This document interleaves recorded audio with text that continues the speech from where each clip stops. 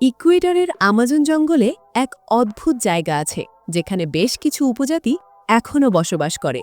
এরা এখন পর্যন্ত বাইরের জগৎ থেকে আলাদা। এদের প্রিয় খাবার হলো বানর। এরা প্রতিদিন বানর শিকার করে। মানুষ যেভাবে বাজারে গিয়ে বাজার করে আনে, ঠিক সেই রকম এরা জঙ্গলে গিয়ে বানর শিকার করে আনে। বানর শিকার করতে যে কৌশল ব্যবহার করে তা দেখলে আপনার মাথা নষ্ট হয়ে যাবে। তাছাড়াও এদের পোশাক বানানো, বীজ তৈরি, 18 বছর বয়সে 3টি বউ এবং 9টি বাচ্চার বাবা হওয়া ছাড়াও এরা বিশেষ পানীয় তৈরি করে, যা এদের বাঁচিয়ে রেখেছে। এরা আমাজনের ওয়ারেনি জাতি।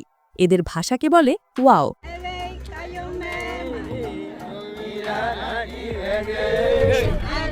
এরা আমাজনের অনেক গভীরে থাকে। এখানে যেতে হলে ইকুয়েডরের রাজধানী কুইটোতে যেতে হবে। এরপর কুইটো শহর থেকে শেল শহরে যেতে হবে।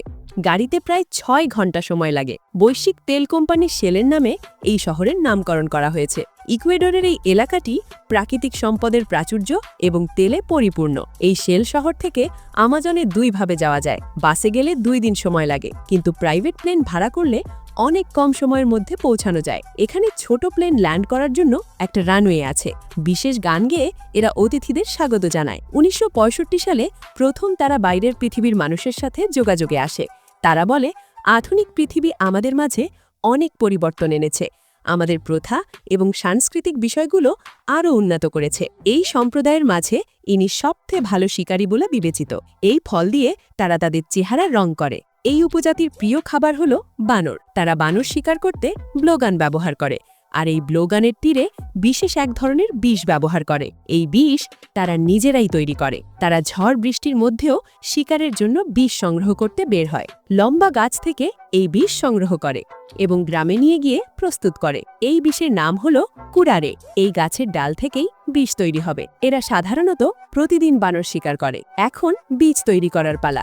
এই ডালের ছাল থেকেই এই বিষ তৈরি হবে। এদের ভাষার নাম ওয়াও। এগুলো গাছের পাতায় মুড়িয়ে ভালো করে বেঁধে নেয়।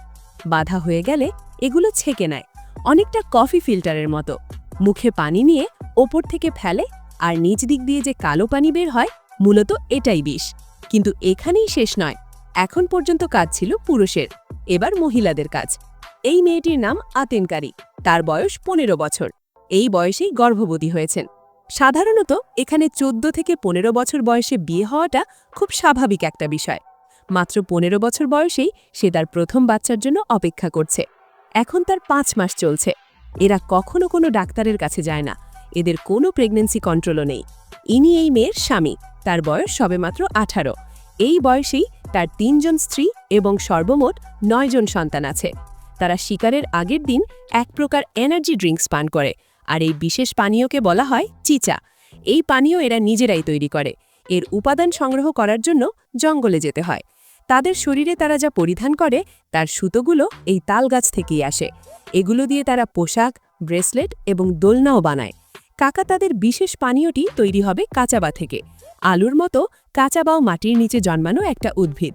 এখন কাচাবা সংগ্রহ করার পালা। দক্ষিণ আমেরিকাতে কাচাবা অনেক জনপ্রিয়। এগুলো সাইজে অনেক বড় হয়। এবার এগুলো নিয়ে গিয়ে প্রস্তুত করা হবে। এরা খেতেও খুব ভালোবাসে।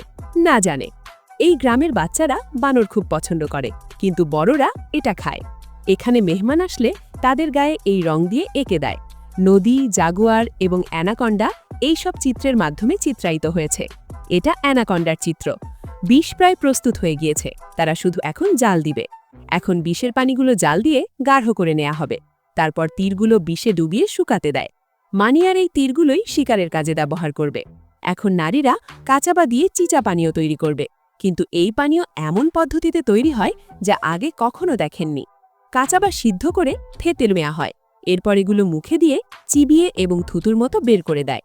এটাই এই চিচা বানানোর নিয়ম। তাদের মতে এমন না করলে এর আসল স্বাদ পাওয়া যায় না, এবং এই চিচা ছাড়া এখানে বেঁচে থাকা মুশকিল। তারা শিকারে যাওয়ার আগের দিন এই পানীয় পান করে। তারা এখন শিকারে যাওয়ার জন্য প্রস্তুত।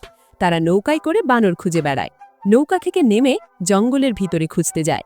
তারা বানরগুলোকে খুঁজতে থাকে এবং বানরের মতো ডাকতে থাকে। এভাবে তারা শব্দ তৈরি করে বানরকে আকর্ষণ করে, আর যখন বানরগুলো এদের ডাকে সাড়া দেয় তখন সহজেই বুঝতে পারে বানরগুলো কোথায় আছে। বিশেষ পদ্ধতিতে তাদের ব্লোগানটা পরিষ্কার করে নেয়। ব্লোগান পরিষ্কার না থাকলে বানর শিকার করতে সমস্যা। শব্দ করে তারা বানরকে ডাকে এবং শিকারের জন্য খোঁজে। আমাজনের ভিতর দিয়ে হেঁটে যাওয়ার সময় তাদের ওপরের দিকে তাকানোর প্রয়োজন হয় না, শব্দ শুনেই বুঝতে পারে তারা বানরের ডাক শুনতে পেয়েছে আর এই শব্দ অনুসরণ করে এগিয়ে যাচ্ছে। এবার ব্লোগান দিয়ে শিকার করবেন। অবশেষে বানরটাকে শিকার করতে পেরেছে। তো বন্ধুরা, আজকের ভিডিওটি এই পর্যন্তই। দেখা হচ্ছে পরের ভিডিওতে। ধন্যবাদ।